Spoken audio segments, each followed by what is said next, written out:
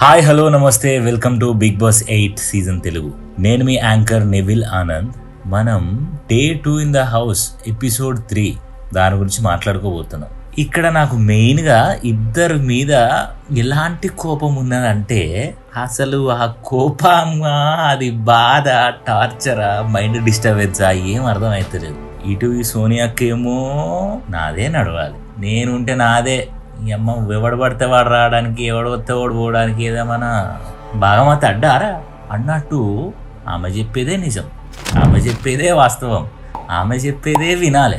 మళ్ళీ అవతలలో ఈమె నామినేషన్ చేస్తుంది, కానీ అవతలలో నామినేషన్ ఇప్పుడు ఈమె నామినేషన్ చేసి ఒక పాయింట్ చెప్పినప్పుడు అవతలలో డిఫెండ్ చేసుకోవడానికి మాట్లాడినప్పుడు ఈమె వినది, అసలు వినది.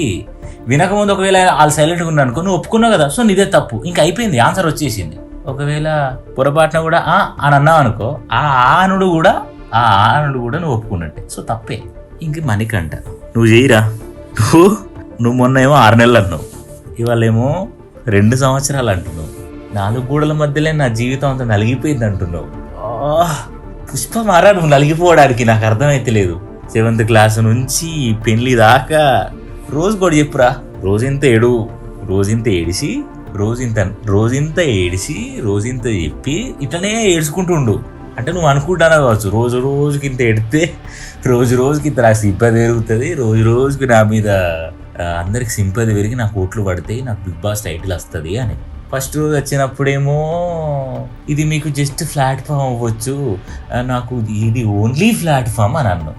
నువ్వు ఈ ప్లాట్ఫామ్కి వచ్చింది మమ్మల్ని టార్చర్ చేయడానికా, లేకపోతే నీ జీవితాన్ని నిలబెట్టుకోవడానికా?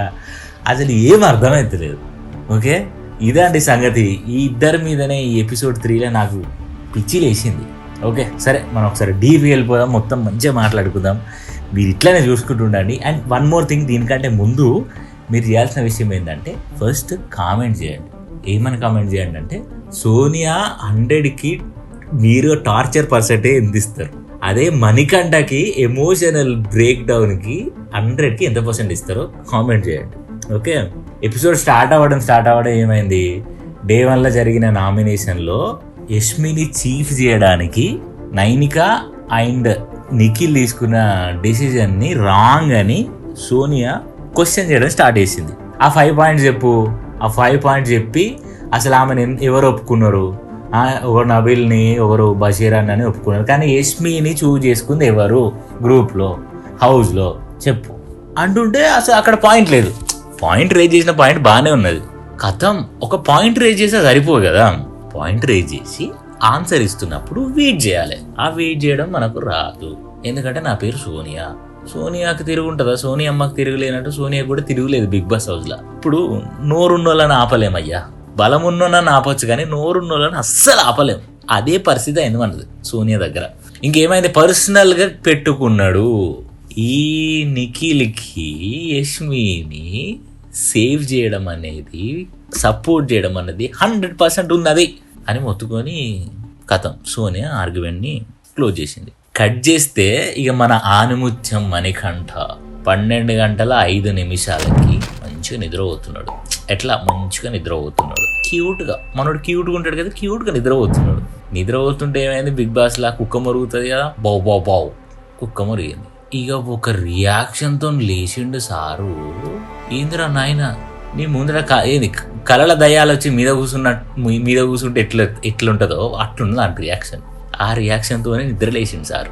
నిద్ర లేచిన తర్వాత లోపల రూమ్లో అభయ్ అన్న, నబీల్, తర్వాత ఓం భయ్య, ఇంకా శేఖర్ భాష కూర్చొని మాట్లాడుకుంటున్నారు. ఏందన్నా ఆయనే అందరితో ఉంటున్నాడు, అందరూ ఒక దగ్గర ఉంటే ఆయన ఒక దగ్గర ఉంటాడు, ఈ అమ్మాయి ముచ్చటే అర్థం కాదు అని అభయ్ అని అన్నాడు. ఇదంతా మనం మాట్లాడదు, మనం గేమ్లో చూపించాలి, మాటలలో చూపించద్దు అని ఆదిత్యం అన్న వచ్చిన భాషలో ఏదో చెప్పిండు. ఇక సీతతోని మణికంఠ మాట్లాడుతూ, నువ్వు జోన్ అవుట్ అయిపోయావు, నువ్వు జోన్ అవుట్లో ఉంటున్నావు అని అన్నది నన్ను విష్ణుప్రియ. జోన్ అవుట్లో ఉన్నావు అంటే అన్న తప్ప, జోన్ అవుట్ అవ్వడం అంటే ఏంది, అందరితో ఉండకుండా వేరే ఉంటున్నావు అని. మరి నువ్వు అందరితో ఉండకుండా వేరేతో ఉంటున్నావు కదా, ఉంటుండా లేదా, అదే చేస్తుండు. ఈయనకి ఏంటంటే మైండ్ హార్ట్ మైండ్. ఈయన హార్ట్ తెరవద్దని తలుపులు వేసి తాళం ఎత్తాడు, కానీ వీళ్ళందరూ హౌస్లో ఉన్న వాళ్ళు మళ్ళీ ఆ తలుపు తీసి ఆ తాళం చెక్కున వారెత్తాడు.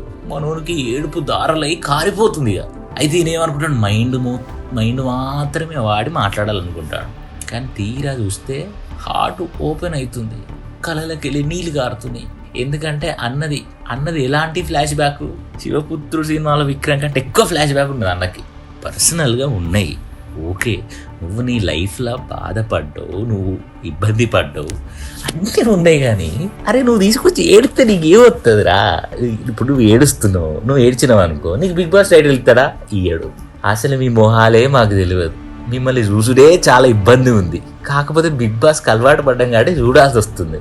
దాన్ని కూడా తీసుకొచ్చి ఆమె ఏమో అరుస్తుంటే నువ్వేమో ఏడుస్తుంటే ఎందుకు? ఇది నాకు అర్థం కాదు.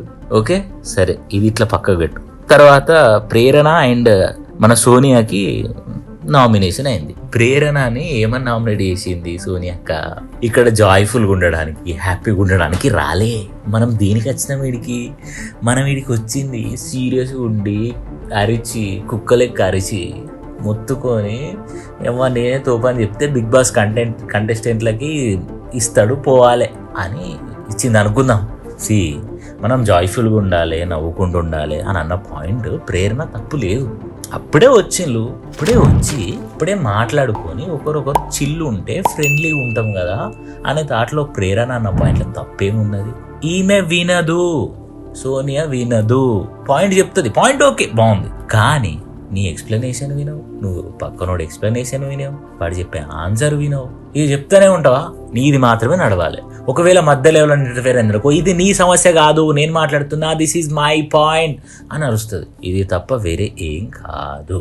ఓకే, ఇదే జరుగుతుంది. పాపం వీళ్ళందరూ మధ్యలో కలిసి బేబక్కని ఒక వార్డెన్ మేడం చేసిళ్ళు. బేబక్కని ఎట్లా వార్డెన్ మేడం చేసిళ్ళు అంటే వడ్డలు బాగాలేవని. ఇది హీరో వీళ్ళని కొట్టుకొని జోకర్ మీద పడ్డట్టు వీళ్ళందరూ అనుకుంటా పోయి బేబక్కని వేసుకుంటారు. ఈ మణికంఠ గారిని నామినేట్ చేయకండి ప్లీజ్, దయచేసి మీరు నామినేట్ చేయకండి. కొన్ని రోజులు ఉంచండి, వాడిని ఉండనియండి, వాడిని ఏడిపియకండి. పాపం చిన్ని పాపాయి, అర్థమవుతుందా?